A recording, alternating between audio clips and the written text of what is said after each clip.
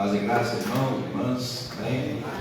E também a vocês, irmãos e irmãs, que nos acompanham aos domingos pela manhã de suas casas. Para vocês saberem, hoje eu estou aqui na igreja do amado pastor Davi, amigo de quase 30 anos, colega de turma do seminário em Londrina, também hospedado na casa dele, revendo os seus filhos, a sua esposa Maria José, e de modo que nesses dias, quase 3 dias, tem sido também abençoado por esta família abençoada e abençoadora. A Igreja Presbiteriana Independente, aqui a gente fala na região metropolitana de Campinas, mas esta terra aqui já é Sumaré, Igreja Presbiteriana Independente de Nova Terra. Então é isso, então você seja bem-vindo também nesse tempo de reflexão. Falamos então na sexta-feira sobre solidão, e que a solidão é nossa companheira. Falamos dos personagens bíblicos, dos nossos heróis, conforme, por exemplo, a expressão que nós encontramos em Hebreus 11, os heróis da galeria da fé, que não foram poupados de solidão, de dúvidas e também de tribulação.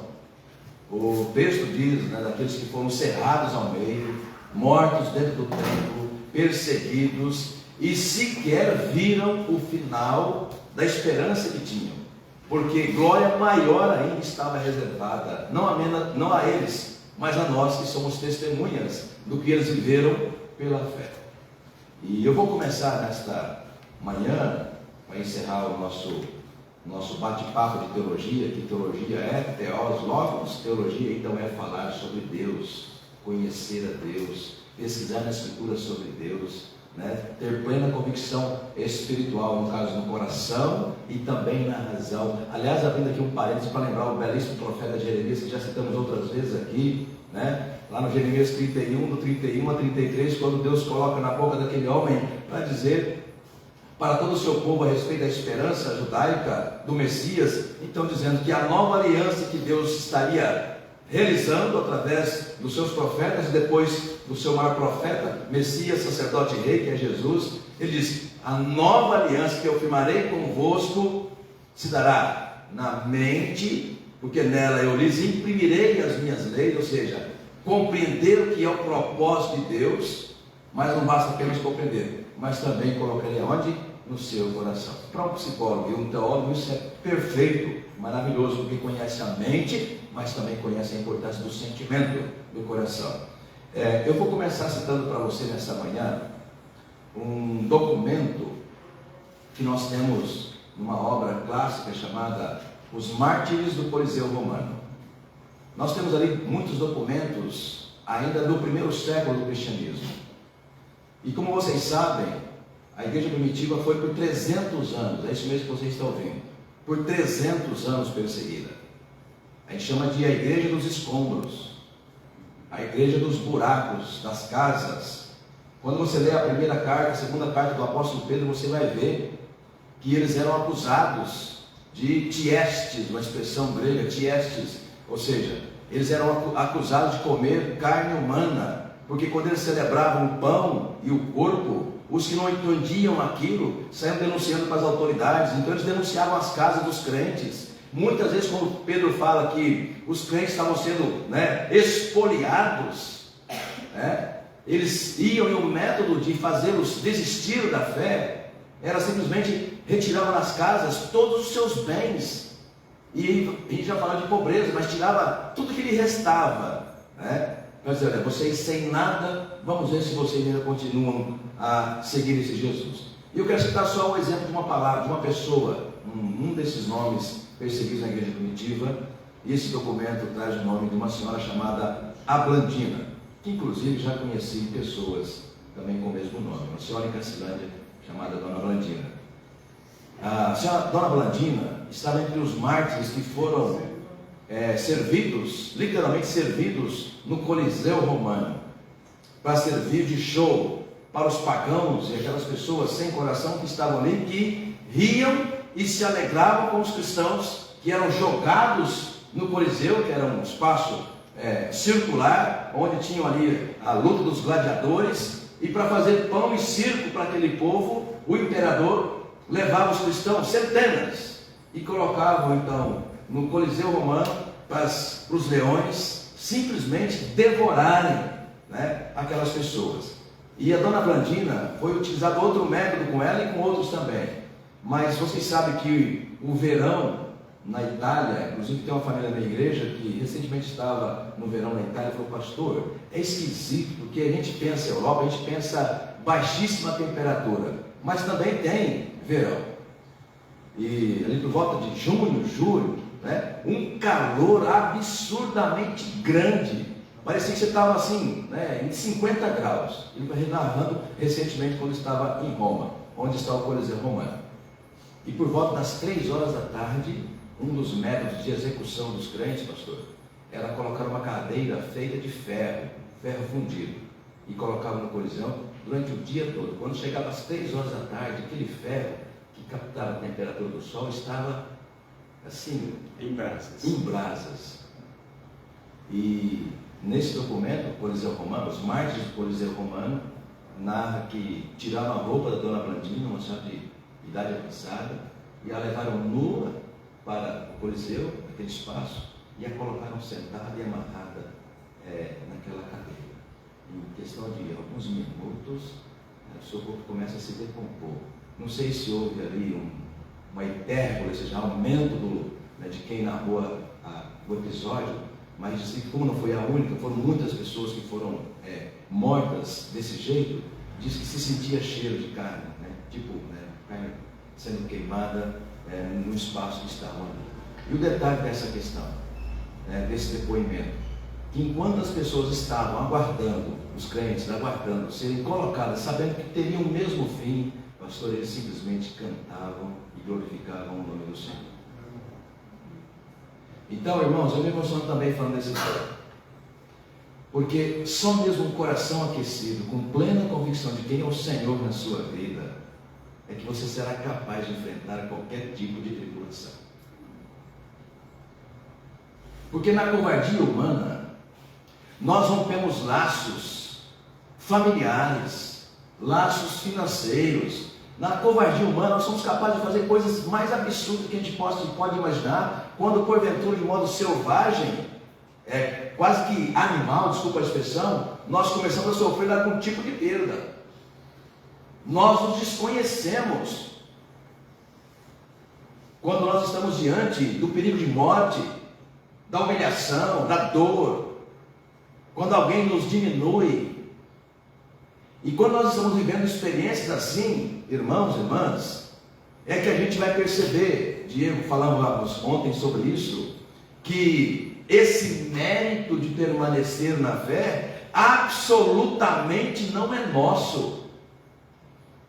Porque é inexplicável, que ninguém explica a Deus, é inexplicável como é que alguém, sabendo que terá o mesmo fim, e de forma estupidamente sendo agredida, para o show de milhares de pessoas, a pessoa simplesmente canta e glorifica o nome de Jesus. Feita essa introdução, vou convidar você, ou se você puder, Natália, gentilmente, como tem feito todos esses dias, projetar na segunda carta do apóstolo Paulo, em Coríntios, logo no primeiro capítulo, no prólogo, na introdução, Paulo fala um pouco sobre isso e coloca no contexto da sua fala a palavra tribulação. Então, lá no capítulo 1 da segunda de Coríntios, a gente vai do verso 3 até o verso de número 7.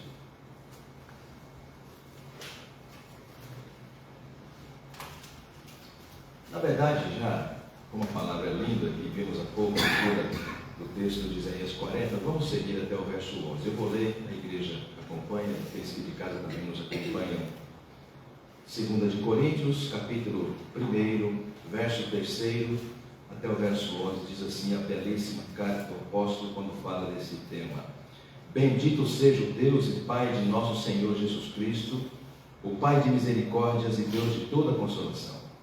É Ele quem nos conforta em toda a nossa tribulação, para podermos consolar os que estiverem em qualquer angústia, com a consolação com que nós mesmos somos contemplados por Deus. Vou fazer uma pausa aí. Então o apóstolo já começa a dizer o primeiro sentido da consolação, aliás, da tribulação. É que quando nós somos atribulados, passamos por esse tempo difícil na caminhada de fé, e experimentamos o consolo de Deus, o conforto de Deus, a companhia de Deus em tempo de dúvida, de solidão, nós aprendemos isso, nós amadurecemos na fé. E Paulo diz, então para quê? No sentido de compartilhamento, fazer terapia, né, pastor? Que quando você estiver, né, na presença de alguém, seja um familiar, um colega de trabalho, um amigo, um vizinho, que vem e conta para você o seu drama, eu costumo dizer que a Liga está te pedindo para ser evangelizado com outras palavras, e diz o drama que está passando, Paulo vai dizer, ali é a hora que você colocar em prática na vida dele, o que é na verdade passar por tribulação, e como enfrentar uma tribulação. Faço minhas as palavras do pastor Davi 100%. Né?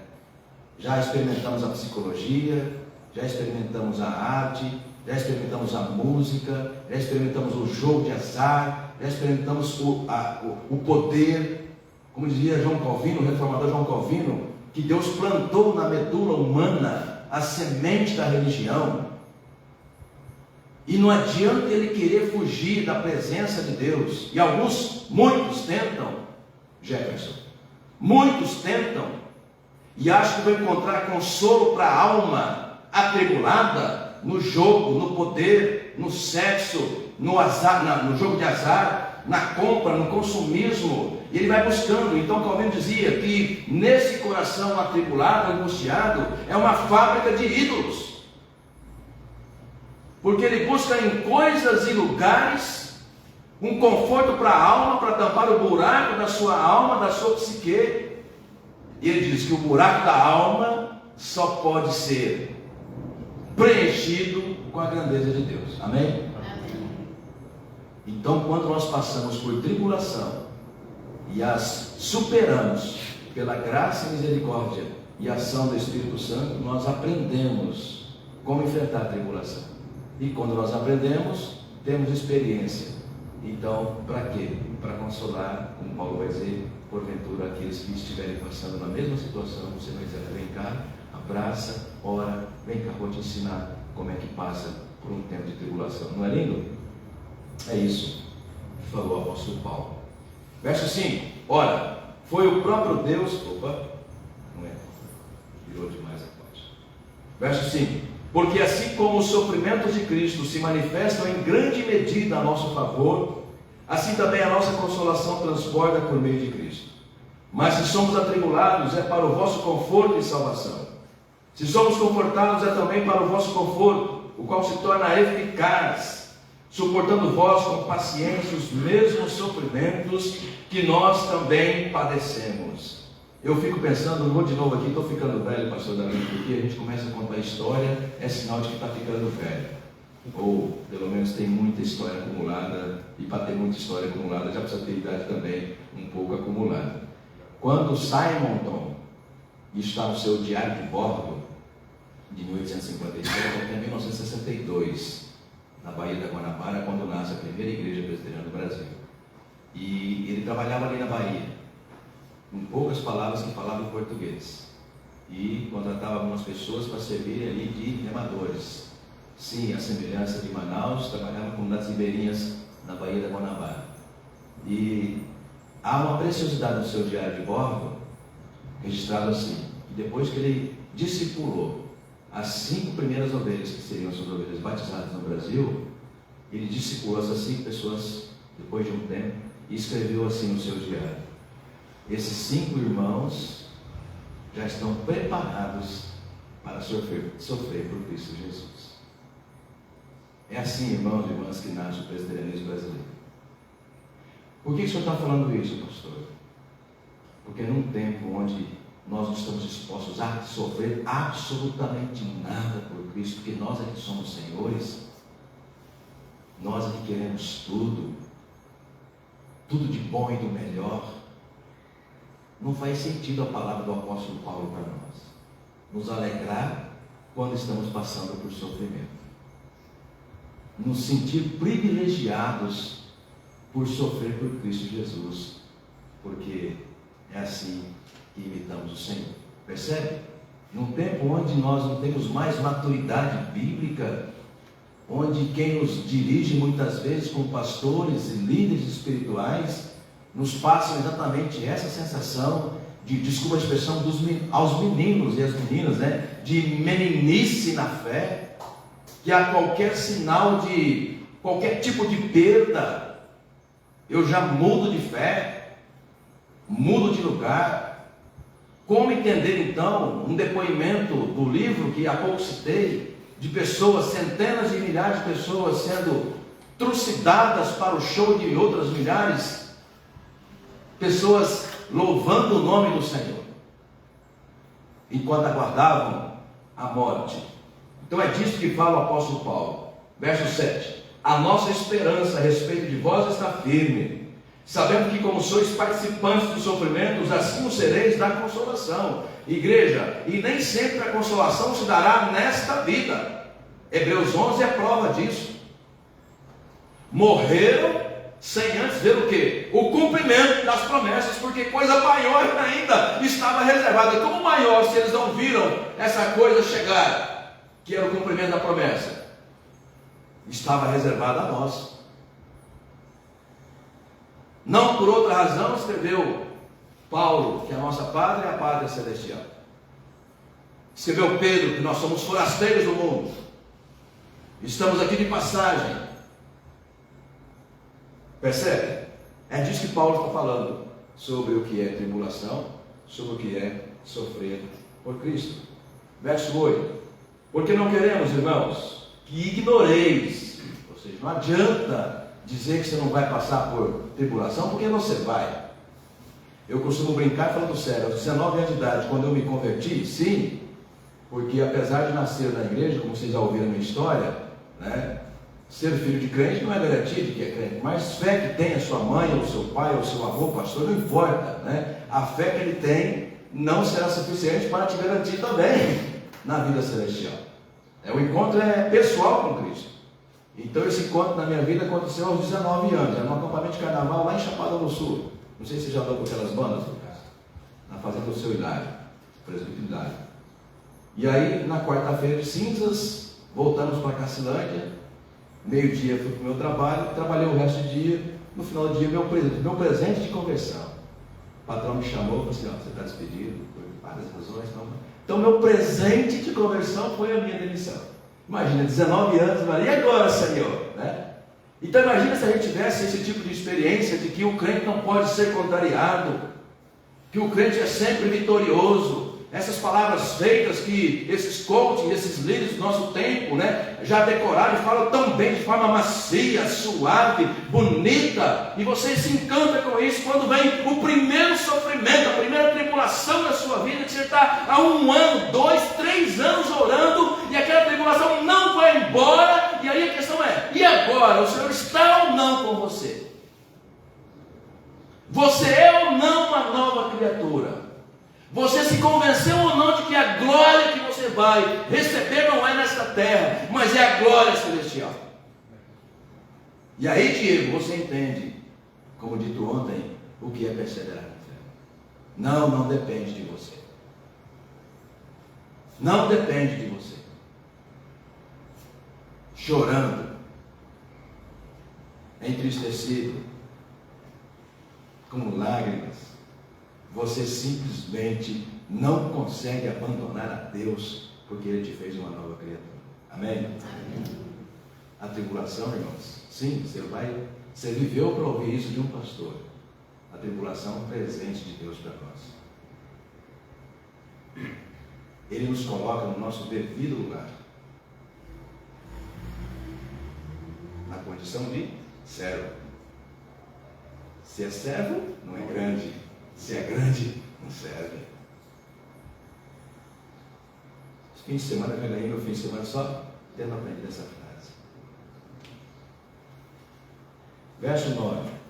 Contudo, já em nós mesmos tivemos a sentença de morte, para que não confiemos em nós, e sim no Deus que ressuscita os mortos, o qual nos livrou e livrará de tão grande morte, em quem temos esperado que ainda continuará a livrar-nos, ajudando-nos também vós, com as vossas orações a nosso favor, para que por muitos sejam dadas graças a nosso respeito, pelo benefício que nos foi concedido por meio de muitos.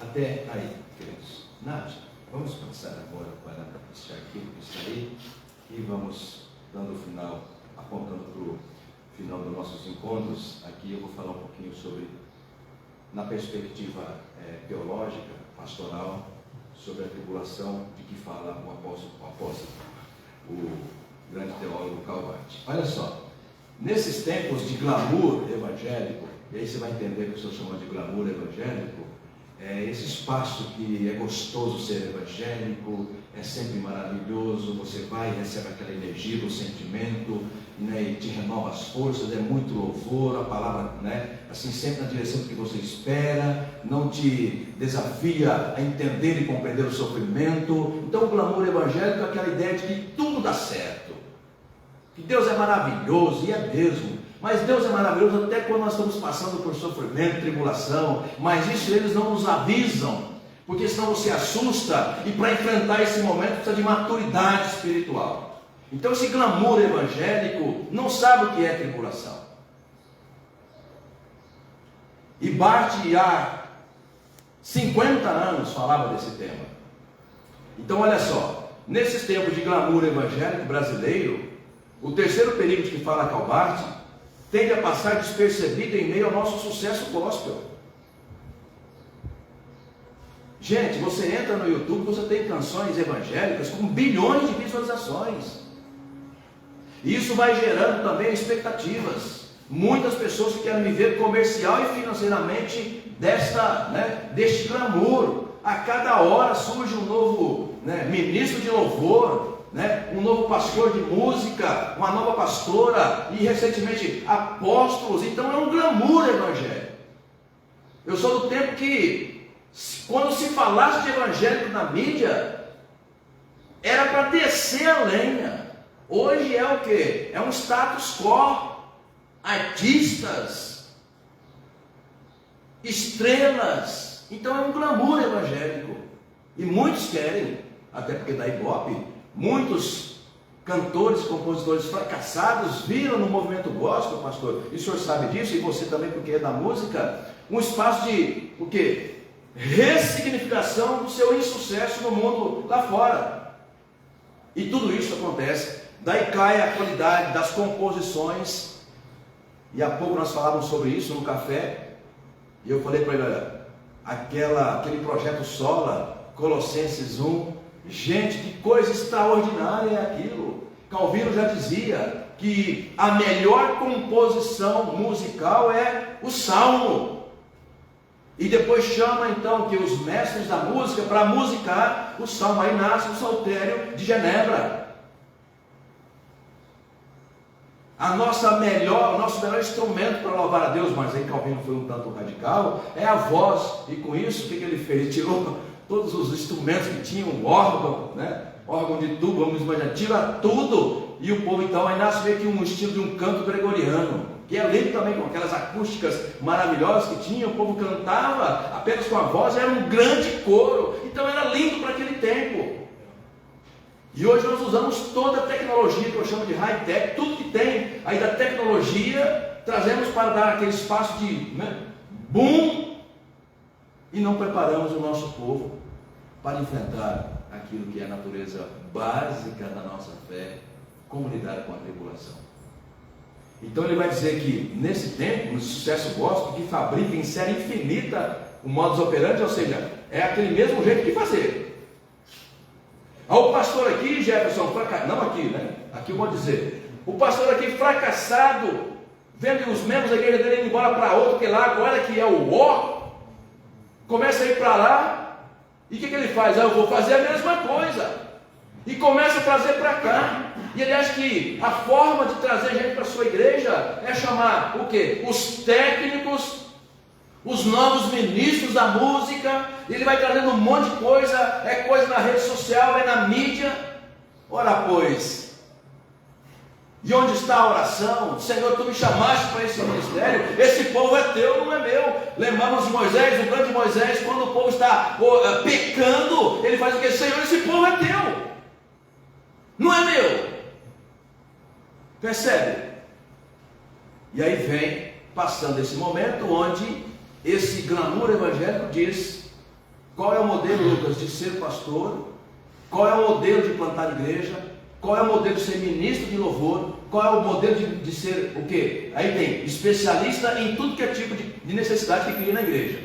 E aí não precisa mais de teologia, não precisa mais de vocação, não precisa mais de chamado, não precisa mais de renúncia. É só em você imitar quem, aspas, está dando certo lá fora. É essa a leitura que eu faço em muitas de nossas igrejas. Não precisa mais de Deus, não precisa mais de Espírito Santo. Basta você imitar o que o outro está fazendo, que vai dar certo também na sua igreja. Bart vai falar disso com outras palavras. Pode passar o próximo slide. Olha a uniformização. Hoje parece que há um uniforme mesmo. Jeito de ser pastor, jeito de ser crente, jeito de ser pastor, jeito de plantar igreja, jeito de interpretar a Bíblia. E aí, como diria Pierre Bourdieu, né? O jeito de comercializar os bens simbólicos da religiosidade. O que é comercializar os bens simbólicos? Vou explicar para vocês. Né? Ora, se o bem simbólico do momento é o quê? É ter paz interior, é não ter a consciência acusada das coisas ruins que a gente faz, mas vem aqui, enche o ego da pessoa, né? Isso é um bem simbólico religioso. Você é filho do rei, você pode outras coisas. Isso é um bem simbólico, principalmente se ele começa a atrair multidões.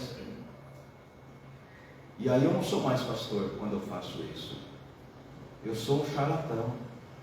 Eu estou usando a fé popular das pessoas para ficar famoso, para ganhar dinheiro, para exaltar o meu ego de que eu lidero milhares de pessoas. E aí, né? Aí isso não é ser pastor, isso é ser alguém que é treinado para dizer o que o povo quer ouvir. Vamos ler o texto que está sugerido aí? Isso não é novo, igreja. Pastor, é 10 horas, 10 e 2, me avisa aí. Pode ir. Atos, no capítulo 8, olha só. E eu gosto muito do pastor Davi, nesses 3 dias que estou aqui, está o tempo todo dizendo que o instrumento principal do seu pastorado nesta igreja também é a palavra de Deus. Então veja só, será que o que nós estamos falando é novo? De gente que via nos bens simbólicos da religião uma oportunidade de ser famoso, de ganhar dinheiro, de ter popularidade. Será que isso tem base na Escritura? Muita. Mas vamos pegar um texto só, já que não temos tempo. Atos capítulo 8, apenas 3 versículos, já está projetado. Olha só. Vendo, porém, Simão, detalhe, viu? No capítulo, aliás, no texto anterior, você vai perceber que o Simão, tá? Havia dito que se converteu, certo? Que hoje é assim, né? Está no meio do povo, evangélico, no glamour, é crente. Né? Então, olha que o Simão percebeu que o barato era ali perto dos apóstolos, aquela multidão, coisas extraordinárias acontecendo, né? Ele meio que perdeu o ibope, irmã. Sabe por quê? Porque ele era um mágico, ele fazia sucesso, tinha um monte de gente que seguia ele. Daqui a pouco, cara, o barato está em outro lugar. E ele começa a perder prestígio. E para sobreviver ele faz o quê? Pera lá, onde é que está esse movimento? Ele vai lá, o que tem que fazer? Tem que ser crente. Sou crente. Sou crente. Ele entra e começa a observar quem está liderando. Claro, quem gosta de poder, quem gosta de prestígio, vai olhar quem? A massa, desculpa a expressão.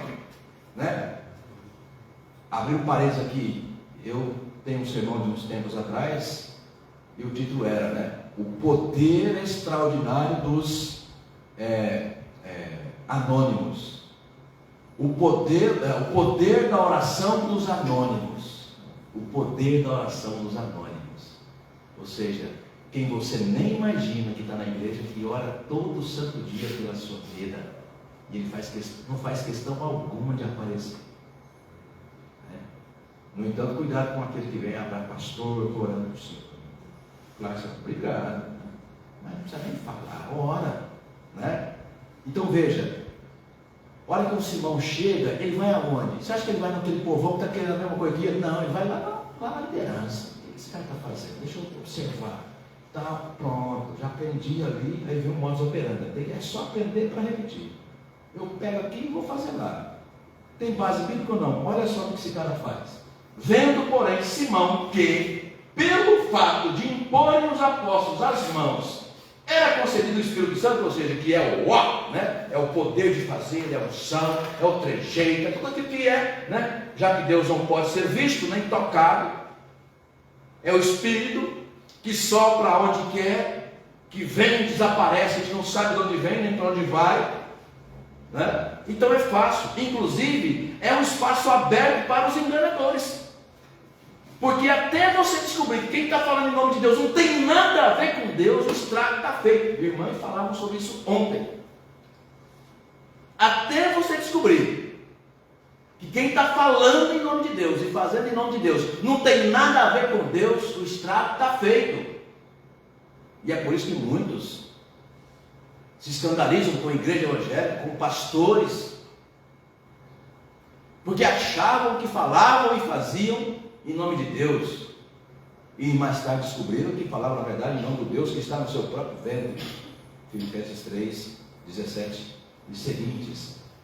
Ofereceu-lhes dinheiro, ou seja, eu vou comprar essa franquia, porque esse negócio vai dar. Que é o que você sabe que acontece hoje em nosso país, com algumas igrejas evangélicas, que são franquias. E vocês sabem disso, e é verdade o que eu estou falando. Vocês sabem disso. É pesado de ouvir? É. Mas vocês sabem que é verdade. Gente que sabe falar, que tem oratória, que tem carisma, que compram franquias de algumas denominações do nosso tempo nesse país, e da noite para o dia começa a reunir multidão. Próximo. Propondo que concedei também a mim este poder, para que aquele sobre quem eu impuser as mãos receba o Espírito Santo. Pedro, porém, lhe respondeu: o teu dinheiro Imagina o lugar que oferece para o pastor 1 milhão. O pastor 1 milhão, me treina um pouquinho aqui, né? Me urge autoridade, e eu vou ali abrir a minha igreja. Aí você lembra de Gease, tá? E lembra do Eliseu. Saiu na mão, leva uma grana, muita grana, 70 quilos de ouro, faz a conta depois, para pagar a cura. Ele queria a cura, claro, vai até lá na terra do profeta em Israel. Aí chega no rei, o rei lê a carta, não tem nada a ver com Deus, o negócio é só política. Ele fala assim: já sei, está querendo romper, olha só, como é que eu posso te curar, rapaz? Está querendo romper a parceria, né? Aí começa a desanimar, fala para o profeta Eliseu: eita Deus, aquela palavra é maravilhosa, manda esse homem vir aqui que ele vai ver que tem profeta em Israel. Vai lá o Naamã e fala assim: toma um banho da hora esse rio aí, dá 7 mergulhos no rio Jordão. Eu para lá, rapaz, se é para tomar banho em rio, na minha terra tem rio muito melhor que esse, Abana e Farfar. Aí outro servo lá, empregado: caramba, andamos um monte de dia nesse calor dos infernos, para chegar aqui agora para o chefe da pedir: o que te custa tomar um banho nesse rio, rapaz? Tá bom. Então você fala: ele foi curado. Você acha que foi por fé? Não, não foi por fé, foi propósito de Deus, para mostrar para ele que é glória. O Deus que nós acabamos de ver na canção e também no profeta Isaías. E o cara, tchum, e sai com mãozinha de neném? Não, com perna de neném, restaurada, convertido. Por que foi convertido? Porque quando ele vai falar com o profeta, ele fala assim: ó, é o seguinte, o meu chefe, sim, Naamã tinha um chefe, o meu chefe adora lá o Deus Rimon, e ele é idoso, imagina, não fala isso, mas ele é idoso ou deficiente físico, e para entrar na casinha do Deus dele, agora o Deus dele, eu que sou o chefe do exército, tenho confiança em mim, eu preciso levar ele lá dentro. Mas ó, eu não tenho nada a ver com aquilo, é minha obrigação. Ele fala: rapaz, Eliseu, já viu o coração dele? Rapaz, vai em paz, esse coração é do Senhor, já era. Aí ele pega e vai dar a grana. Pá! 70 quilos de ouro e mais uns penduricários.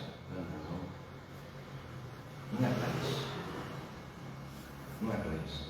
Ao Geás vai, pelo amor de Deus, está louco, meu Deus do céu, como assim essa grana toda? Né?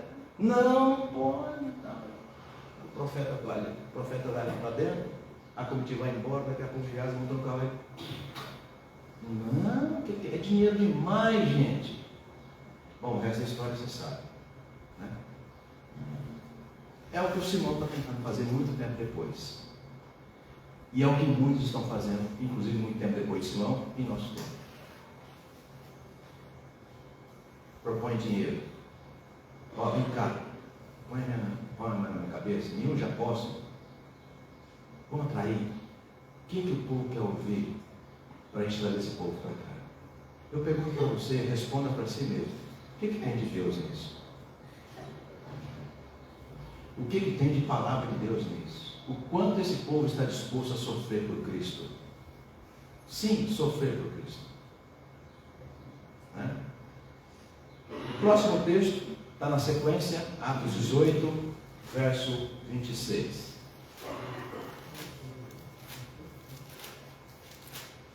Atos 18, apenas verso 26, já está ali.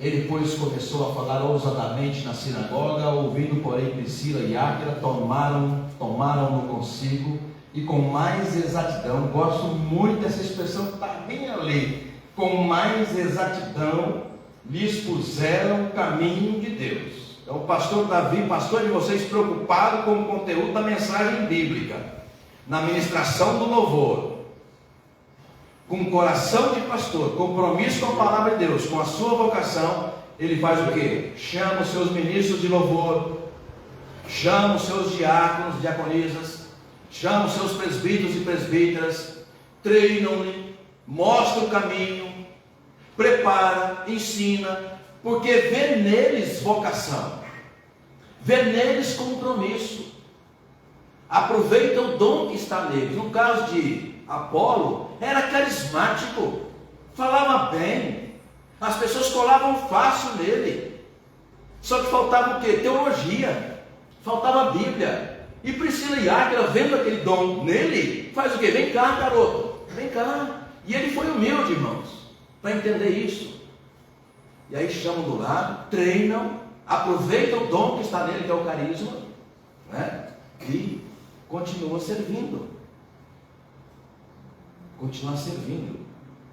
Próximo texto, 2 de Pedro, versos 1º, 2º e 3º, e depois de 12 a 15 no mesmo capítulo. 2 de Pedro, capítulo 2, versos: assim como no meio do povo surgiram falsos profetas, assim também haverá entre vós falsos mestres, os quais introduzirão dissimuladamente. Dissimular é o mesmo que da Grécia Antiga, o Hipócrates, que hoje a gente chama de ator, né? Aquele personagem que faz um filme ou uma novela, como ele encontrou esse cara, vamos esganar ele. Não, ele só é um papel, ele não é aquilo, né? Então muitas vezes o pastor, assim, dissimulando, ele é um ator. Depois de um tempo ele descobre, quando a máscara cai, quando Deus julga, né? Aí você, mas como assim? Não, não era pastor, era um excelente ator, dissimulado. Você não percebe com facilidade, tá? Está aí o texto bíblico falando 2000 anos atrás, né? Heresias destruidoras até ao ponto de renegarem, claro, precisa renegar o Senhor da igreja, porque Cristo não é mais o Senhor dela. E é isso que Paulo, é isso que Barte, pastor Davi, colegas, irmãos e irmãs, é isso que Barte vai te chamar de escrever como tribulação. O que ele descreve no seu livro, Tribulação? Ele fala, tribulação é o momento em que Deus se retira dos nossos empreendimentos religiosos. Sim, ele simplesmente vai embora. E sabe o que é pior? O grande líder, cheio de si, que tem milhares, 5.000 pessoas na sua comunidade, dando oferta, 20, 30, 40, 50 mil reais para cada culto que se tira oferta. Imagine isso. Por isso que tem culto todo dia. Começa a perceber? Do começo ao fim, tudo gira em torno da bênção da oferta. Bênção na oferta, bênção na oferta. É o tempo todo, né? Bom, claro que Jesus não pode ser Senhor. Claro que Colossenses 1, do projeto Sola, não pode ser cantada numa igreja dessa. Porque Cristo não é mais Senhor dessa igreja. É aquele pastor, é aquele líder, né? E Pedro já nos dizia disso, desse perigo. Já nos falava desse perigo há pelo menos 2000 anos atrás. Faria o quê? Está escrito lá: trazendo sobre si mesmos repentina destruição, próximo aí, e muitos seguirão as suas práticas libertinas, como está acontecendo de novo agora, como também na Reforma Protestante 500 anos atrás, e muitos seguirão suas práticas libertinas, e por causa deles, ou seja, os falsos mestres e pastores, será infamado o caminho da verdade. Hoje você insiste em falar sobre a bênção máxima que um crente pode receber, que é a vida eterna, que só será concretizada quando ele morrer. A pergunta é: quem é que quer isso? Se o legal mesmo é ter tudo aqui, carro, sucesso, fama, ser descolado, o pastor nunca te encher a paciência, te exortar, te desafiar a ter que trabalhar na obra, evangelizar, sabe, vir para a igreja, distribuir cesta básica, fechar a rua como vocês fazem todo ano, trabalhar, suar no calor de Campinas, sabe, de gastar tempo, investir tempo com pessoas que sofrem. Ninguém mais está disposto a isso, porque ele é o cara. Eu é que quero ser abençoado. E hoje os líderes que fazem isso estão fazendo sucesso e também ganhando dinheiro, porque é o que as pessoas do nosso tempo estão buscando. Como um aluno recentemente na faculdade falou, e eu achei brilhante a leitura dele, porque ele é um garoto ainda de 23 anos de idade.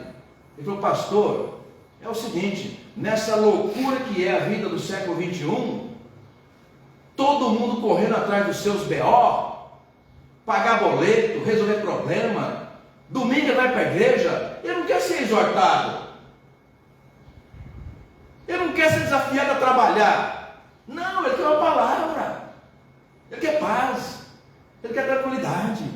Eu falei: cara, um moleque de 23 anos está lendo adequadamente o glamour evangélico do nosso tempo. 23 anos de idade. Blair, se estiver ouvindo aí, Blair, estou falando de você, viu? É sério. Próximo e terceiro, também movidos por avareza. Mãozinha de neném, é isso? De bebê? Ouviram a expressão dele. Mãozinha de bebê recém-nascido, você sabe, né? Um abre nem com reza brava, né? Você abre, força, daqui a pouco você tira a mão. Então esses líderes movidos por avareza, né? Ou seja, o Deus deles é, cadê Maria José? O Deus deles é Mamon, do presente, o Deus do presente século, Mamon, né? Com palavras fictícias. O que é ficção? Não, você é um cara, vem para a minha igreja, você vai ser abençoado, né? Ficção. Porque Paulo começou falando para nós nessa manhã o quê? Né? Que é lindo sofrer por Jesus, que é lindo enfrentar a tribulação.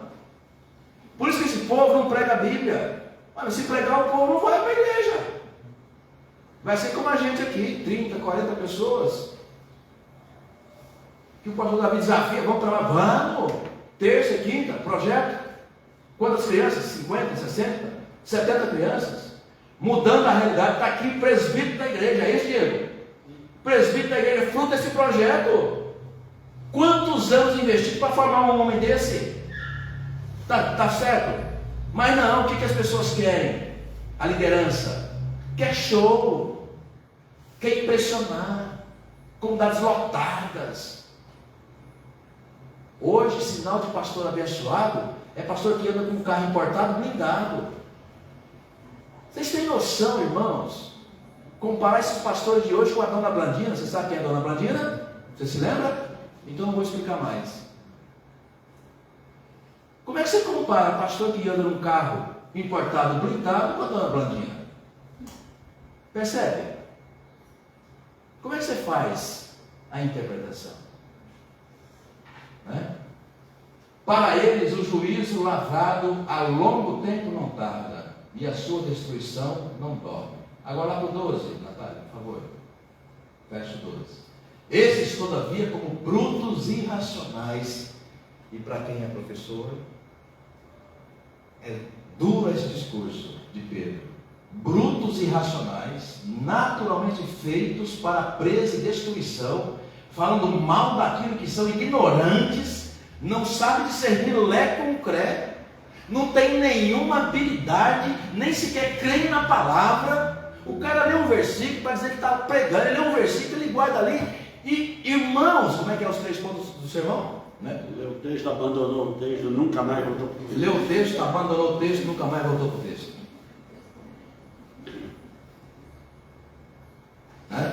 Ele chama de brutos e irracionais, naturalmente feitos para presa e destruição, falando mal daquilo que são ignorantes, na sua destruição também hão de ser destruídos. 13. Recebendo injustiça como recompensa, salário da injustiça que praticam, considerando como prazer a luxúria carnal, ventre, né? Em pleno dia, não tem mais vergonha. Como a santa mãe fala assim, peca e não fica nem mais corado. Perdeu a vergonha mesmo. Paulo fala assim, né, do perigo da mente cauterizada. Como uma verruga que você com laser arranca e faz ali a cicatrização, por um tempo você vai perder a sensibilidade daquilo, por causa do efeito da cauterização. Então o que é a cauterização que Paulo usa na sua carta? Né? Ou seja, uma mente que não é mais sensível, que não é mais capaz de separar, Nelson, já decorei seu nome, viu? O que é certo do que é errado, o que é sagrado do que é profano, do que glorifica a Deus e que glorifica o homem. Percebe? Mente cauterizada. E o que cauteriza uma mente? É a ausência da palavra de Deus. Por quê? Por ignorância. Alguns porque foram privados, Maria José, falamos isso ontem. Alguns porque foram privados do direito belo de aprender, e outros por conveniência, que ganham com a ignorância do povo. Sim, muitos pastores e líderes ganham, e muito, pela ignorância do povo. Voltando lá. Em pleno dia, quais nódoas e deformidades eles se regalam nas suas práticas, próprias mistificações e ficções, enquanto banqueteiam junto convosco. 14. Tendo os olhos cheios de adultério, insaciáveis no pecado. Está falando de líderes. O contexto do texto é falsos pastores. Estou respondendo a sua pergunta, irmão? Engodando almas inconstantes, sabe? Se me incomodar, eu vou de igreja. Se me incomodar, eu vou... Trabalhei a semana inteira, cansado, aumentando um monte de grau no trabalho. Chego aqui, já ouvi isso no pastorado. Chego aqui, quero ouvir uma palavra de paz no meu coração. O pastor metendo um chicote. O metendo um chicote para ele é o quê? É pregar a palavra. Do tipo, por exemplo, Amós, né? Oséias, Isaías capítulo 1. Se o povo me adora de lado, meu coração está longe de mim, as mesmas mãos que trazem dito estão cheias de sangue porque roubaram o vizinho. Sabe? Capítulo 1 de Isaías. Por isso que não querem a palavra, porque, gente, palavra é decepa, exorta, ensina. Palavra não dá. Sabe? Não dá. O povo não quer a palavra. Só crente convertido entende o que é sofrer por Cristo. Não apenas quer a palavra, mas não vive sem a palavra. Amém? Amém. Isso aí. Tendo os olhos cheios de adultérios, insaciáveis no pecado, engodando almas inconstantes, tendo o coração exercitado na avareza, filhos malditos, palavras pesadas, e o último, abandonando o reto caminho, se extraviaram, seguindo pelo caminho de quê? De Balaão, filho de Beor, que amou o prêmio na injustiça. Ou seja, ele foi lá, leva uma grana, tá a mesma coisa, leva uma grana, números 22, se enganado não estiver, leva uma grana para ele, porque ó, esse povo está aqui na beira, era só atravessar, né, a terra do Moabe e chegar na terra da promessa, né, em Canaã. E o rei de Moabe, ele desesperado, porque ele sabia das vitórias de Israel, ou pelo menos do povo, né, caminhando no deserto. E aí pega e separa uma comissão, uma comitiva com uma grana, vai lá em Balaão, porque Balaão era tipo um bruxo. Pagou, o Deus que você pedir, pagando, eu busco e te trago uma resposta. Aí foi lá, o texto maravilhoso, pastor. Você conhece de pé, pode ser o Tiago. Vai lá, fala a razão da causa, está aqui a grana. Balaão fala assim, ó, então aguarda aqui, vou falar então com o Deus de Israel durante a noite, e amanhã, pela manhã, eu trago a palavra. Ele vai falar com Deus de Israel. Deus fala assim, olha, nesse povo você não põe a mão. Esse povo é meu, esse povo é abençoado. E povo abençoado não pode ser amaldiçoado, amém? É isso que ele fala. Olha, esse povo não tem como. Eu fico indignado, porque aquela grana toda, e muito tempo mais tarde, Pedro vai ler a mesma história, assim, amou o prêmio da injustiça, pagando eu faço. Tem muito pastor assim. É por isso que às vezes você entende, né? Poxa, mas eu moro na periferia, eu sou pobre, pastor nunca veio na minha casa, e no entanto ele não sai da casa do bar, tá, povo cheio de grana. Sim, tenho 30 anos de ministério, estou cansado de ver isso acontecer. Cansado, né? Então, ama o Deus do presente século, né? Pode falar. 10 minutos, tá? 10 minutos. Vamos, na próxima sequência, pode passar ali. É cada vez mais comum presenciar pastores e denominações que, pressionados pela avalanche das massas que clamam ardamente pelos bens e serviços religiosos, acabam cedendo, passando a imitar, mimeticamente, mesmo que imitar, os modelos religiosos consumidos pelo mercado. Ou seja, se o povo quer, eu vou oferecer. É isso que muitos pastores estão fazendo em nosso tempo. Se o povo quer, aqui que eu posso fazer. O povo quer, então eu vou oferecer. Como disse ontem, com perdão da frase, o cliente tem sempre razão. Se você contraria o cliente, ele vai embora, vai em outro comércio. Aí você está entendendo o conceito de Pierre Bourdieu, né? Escreveu aquela obra, A Economia das Trocas Simbólicas, um filósofo francês, ou seja, ele pega a figura do profeta, o sacerdote, o bruxo, né? E um espírita. Ele pega esses 4 elementos religiosos e começa a comparar os símbolos que eles, né, trabalham. E por vezes um vai imitando o outro, só muda a roupagem, mas é a mesma técnica. Ou seja, está fazendo comércio popular do mistério da religião. Ele vai chamar de bem simbólico da religião. Em outras palavras, pastor, em outras palavras, é o que nós estamos vivendo hoje. O que o povo quer? O povo não quer ser contrariado. O povo quer domingo de manhã, um lugar confortável, tem que ter garagem, né, estacionamento. O casal com filho pequeno, olha, tem que ter bons professores, boas professoras, os filhos que nem mesmo ele dá conta de cuidar, ele quer que a igreja cuida. Durante a semana inteira não se fala em evangelho, em Jesus, não oram nada em casa, mas domingo ele quer que o filho dele seja o melhor crente e a responsabilidade é da igreja. Muitas vezes o único lugar que ele ouve falar de Jesus, essa criança, é da igreja. E aí se o filho dá em nada, desculpa a expressão, a culpa é da igreja. Percebe? Então esse é o crente de hoje. Exigente, boa palavra, lugar confortável, sabe? E se for contrariado, eu vou embora, hein? Eu mudo de igreja. É assim. E leva o meu dízimo, né? E leva, isso para quem dá dízimo, né? Isso para quem dá dízimo. Vamos terminando? Mateus 21. Um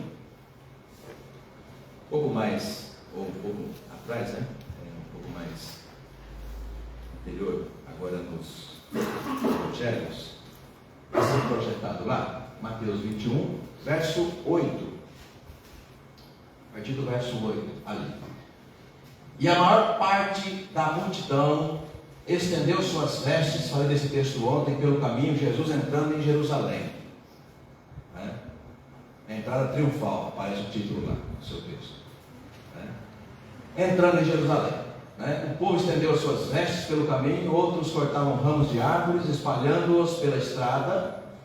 E as multidões, viu gente? Multidões, tanto as que o precediam quanto as que o seguiam, clamavam: Hosana ao filho de Davi, bendito que vem em nome do Senhor, Hosana nas maiores alturas. E entrando ele em Jerusalém, toda a cidade se alvoroçou e perguntaram: quem é este? É curioso essa parte do versículo, né? Mas como é que você vai glorificar alguém que você sequer conhece? Hoje, eu era garoto ainda, da dona Bárbara, que você perguntou ontem, minha discipuladora da infância, da minha igreja, em Castanha, Cristã Independente. Ela dizia: cuidado com quem bota a mão na tua cabeça, viu? Dizendo que vai te abençoar. Cuidado. Você conhece? Pelos frutos você conhece a árvore. Por isso que é importante você conhecer o seu pastor, seu testemunho. Seu pastor não é só quem está pregando aqui. Caminha com ele. E para vocês é fácil, até porque ele mora aqui pertinho. Tá? Então, irmãos e irmãs, valorizem o seu pastor. Eu sei que vocês fazem isso, mas fazem mais. E caminhando com ele, você vai ver, é homem de Deus. Então, esse você não só aceita, permite, ele bota a mão na tua cabeça, mas você só vê, mas pastor, busca a unção de Deus sobre a minha vida, Pai, Filho e Espírito Santo. Honra, a quem honra. Agora, na multidão, o povo vai dar uma bênção, está lá, vamos lá. Sabe aquele mito da grama mais verde? Aquele crente reclamão? Que ele nunca sai daqui. Até porque o Espírito de Deus te colocou, pastor. Ainda bem que aqui não tem crente assim, né? Ali, a igreja do outro sempre é melhor. Pastor, olha, não, pastor, vamos fazer igual está lá. Né? Então lá, sempre a igreja do outro é maravilhosa. Né? É assim.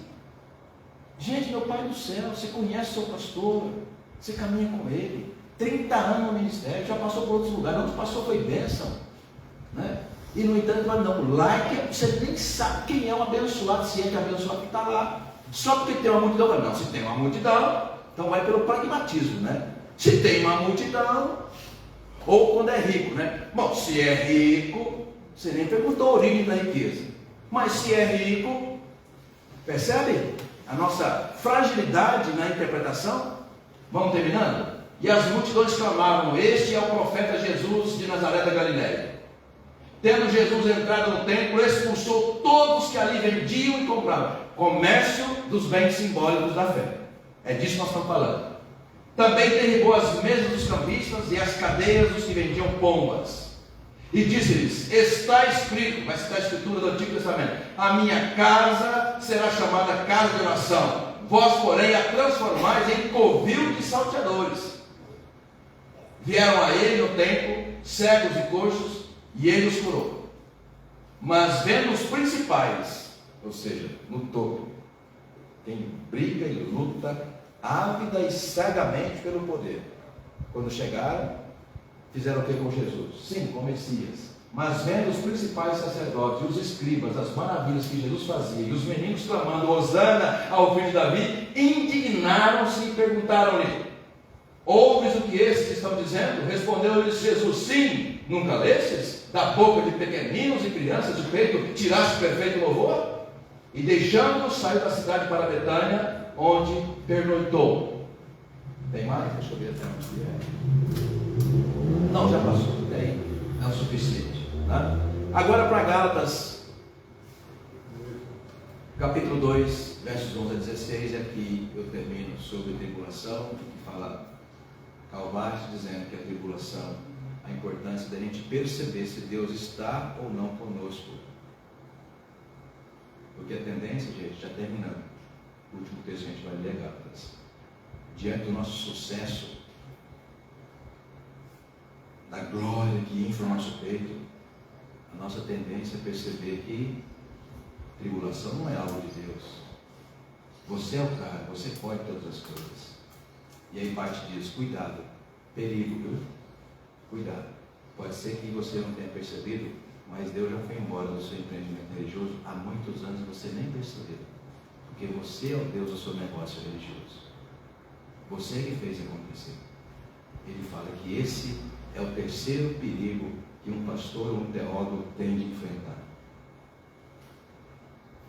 E a forma dele entender, olha que ironia interessante, a forma de um teólogo e um pastor entender que Deus está com ele é quando ele passa por tribulação. Você tem noção do que é isso? Então um pastor, um teólogo, um crente que não passa por tribulação, cuidado, dangerous, isso é um perigo. Sabe por quê? Porque talvez você não tenha percebido, mas Deus já foi embora da sua vida há muito tempo.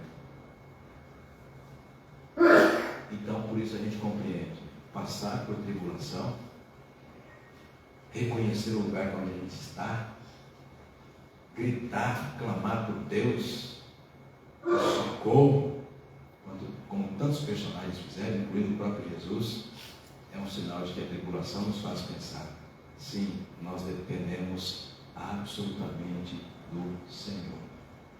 Ele é o nosso Senhor. Último texto, Gálatas 2, 11 a 16. Quando, porém, Pedro, ou Cefas, veio a Antioquia, resistir face a face, porque se tornara repreensível. Com efeito, antes de chegarem alguns da parte de Tiago, comia com os gentios. Quando, porém, chegaram, afastou-se e, por fim, veio apartar-se, temendo os da circuncisão.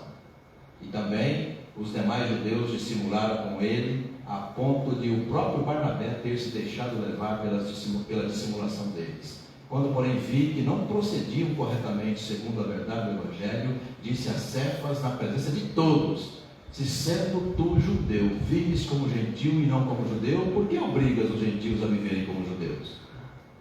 Nós, judeus, por natureza, não pecadores dentre os gentios, sabendo, contudo, que o homem não é justificado por obras da lei, e sim mediante a fé em Cristo Jesus. Também temos crido em Cristo Jesus para que fôssemos justificados pela fé em Cristo e não por obras da lei, pois por obras da lei ninguém será justificado e até só compreendendo o contexto. Eu quero dizer para você, Atos 4:20, não precisa de abrir, né? Atos 4:20, logo depois da descida do Espírito Santo sobre todos, especialmente sobre os apóstolos, especialmente sobre Pedro, que cheio do poder de Deus, no capítulo 3 de Atos, desce em Pentecostes o Espírito Santo.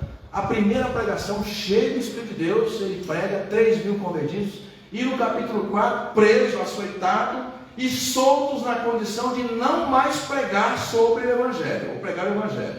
Aí Pedro fala assim, cheio de Deus, do Espírito Santo, assim, né?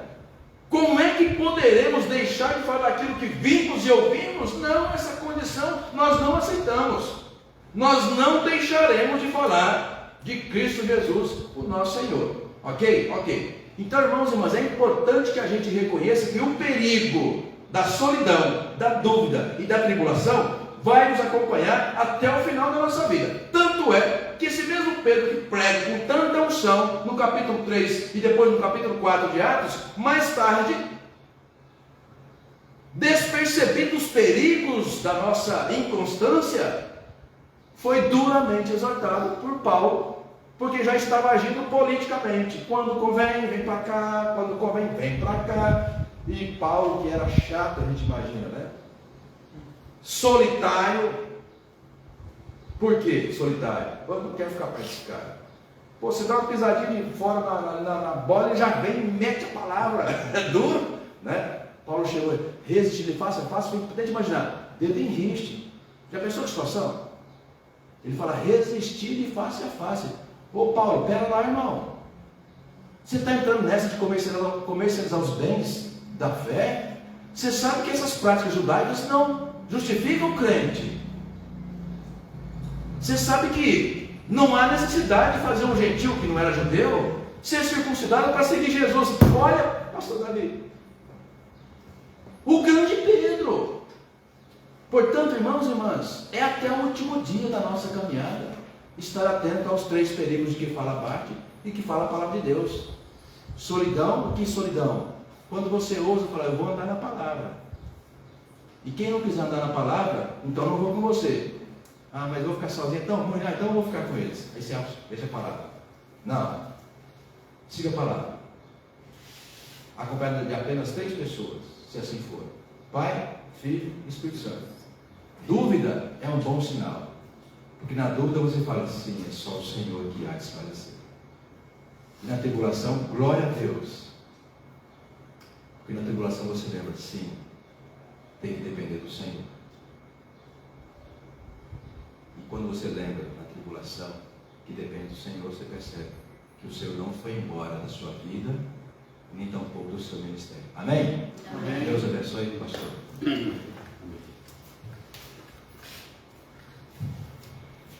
Coisa boa, né? Bom, como nós fizemos na sexta, como nós fizemos ontem, e vou fazer também, alguém gostaria de fazer uma pergunta? Aqui do nosso pastor, professor de teologia, alguma coisa que ficou, que está te inquietando o coração, alguma dúvida? Se bem que ele já disse que a dúvida é boa, né? Então, coisa boa. Pois não, Diego. Aí eu vou pedir para você falar um pouquinho mais alto, tá? O senhor já disse, assim, de certa forma o senhor respondeu a pergunta, só queria que você aprofundasse um pouquinho mais dela. Você disse que a solidão, a dúvida e a tribulação são evidências, são sinais da vida de um cristão. A ausência disso, a falta disso, diz o contrário? Ótima pergunta. Bom, a ausência da solidão tem a pretensão de passar para nós que nós somos populares, que nas nossas dificuldades é na companhia dos amigos, da família, dos colegas de trabalho, ou no lazer do clube, onde quer que você esteja, né? E a gente muitas vezes se ocupa com isso. Aliás, é por essa razão, também por essa razão, que no pastorado a gente vê, eu costumo brincar em São Paulo, que está mais perto da praia do que aqui, né? Eu falo assim, às vezes tem que tomar muito cuidado que a casa que você comprou na praia que tenha sido um presente de Deus. Fala, não, Deus me deu um presente e comprei na praia. Bom, você trabalha de segunda a sexta, fim de semana você tem que ir para onde? Para a igreja, você vai para casa? Da praia? Mas eu, caramba, pera lá, mas será mesmo que é um presente? Então cuidado, né? Que é o que está acontecendo com o nosso tempo. Ah, eu trabalhei de segunda a sábado cansado, sabe? Culto de jovem, não vou, estou podre, mas fica até 3 da manhã na internet, né? Ou pega o carro, vai passear, vai para o shopping, né? Bom, então às vezes o perigo da solidão de que estou falando é que na solidão a tendência humana, por necessidade óbvia, é o quê? É preenchê-la. Então ele preenche com coisas e com pessoas. Então isso é o perigo, porque na solidão nós devemos buscar conforto aonde? Né? No Pai, na palavra, na oração, na comunidade de fé, né? E a dúvida tendência humana, e aí é o perigo, é o que? Eu vou buscar o que? Respostas. Aí você busca resposta na sua igreja, no seu pastor, não fala com você, você muda de igreja, eu vou no outro, né? Desculpa. Momento de dúvida aí, entenda bem a palavra dúvida, referida a Jesus. No tempo de dúvida acerca se devia ou não chegar até o momento final, que era ser a crucificação, ele pede ajuda e oração para os seus companheiros. Ficai aqui e orai comigo. Dúvida. Ele vai lá, ora com o Pai, se possível, Senhor, passa de mim esse cálice. Ele volta, os caras estão dormindo. Vai e volta, a mesma cena. Mas depois ele é fortalecido a enfrentar o quê? Né? A morte. Fortalecido em quem? Nos amigos? Na comunidade? Na igreja? Não, no Senhor, no Pai. Ele vai e enfrenta a cruz, né? E a tribulação? A tribulação vai... Gente, a tribulação, aqui eu não falei literalmente ou etimologicamente o que é a tribulação. A tribulação é um tempo de angústia, a palavra não é mais comum. É um tempo de angústia, que tudo que você faz não resolve. A vida continua, a alma continua cinzenta. Você olha para as suas coisas, está tudo em ordem. O seu casamento está bom, os seus filhos tudo certo, mas você está com angústia no coração. É uma tribulação. E quando você entende que essa tribulação é Deus te chamando para o divã, para um tempo especial com Ele, com oração, com paz, sozinho com Deus. Entra no quarto, como ensinou o mestre, passa um tempo com Ele. Aí você entende que a tribulação é o quê? É um tempo que você fala: sim, eu não sou autossuficiente em mim mesmo, nas minhas coisas e nos meus amigos, na minha família. O Senhor me completa. Então é disso que fala Paulo, e é disso que fala Basti, que a tribulação é boa, ela te faz lembrar que você precisa do Senhor. Então o perigo é quando a gente acha que a solução para isso, para solidão, para dúvida e para tribulação, não está no Senhor, está nas pessoas, nas coisas e nos símbolos religiosos.